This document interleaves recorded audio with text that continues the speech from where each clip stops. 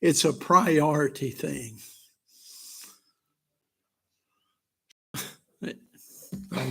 I'm going to go.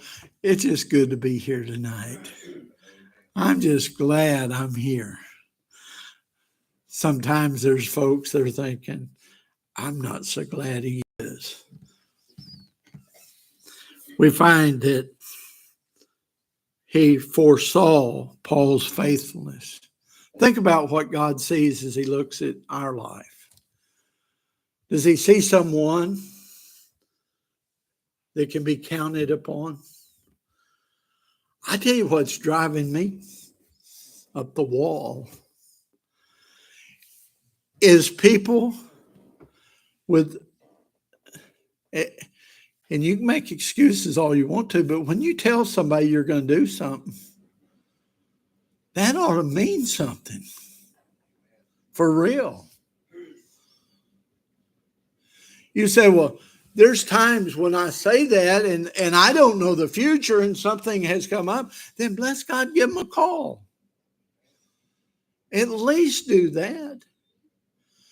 Don't let them think that you're just a liar or undependable. Folks say, oh, you can count on me. Moving on. I can always tell that little bit of fidgeting and stuff like that, or I can tell whenever I've parked a little bit too long. And by the way, the temptation is just stay there a while. Just saying. Just throwing that out there.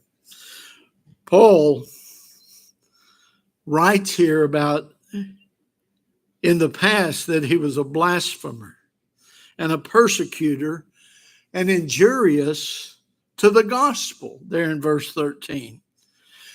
In his pre-Christian life, Paul was called Saul. He hated Christians and he made havoc of the church.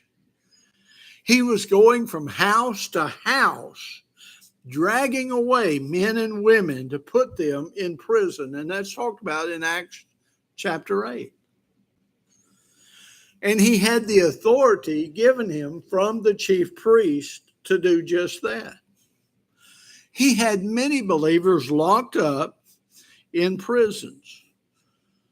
And then the question is asked, what other horrible things does Paul say that he did in Acts 26 and verse 10?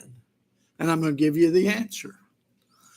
This is the neat thing. We'll have the test, but I'm going to give you the answers. You want to look it up, go ahead. But the Word of God says there in Acts 26:10 that he was for and approved of Christians being put to death.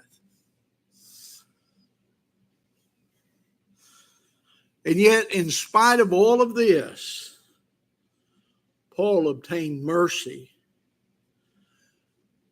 And he said it's because he had acted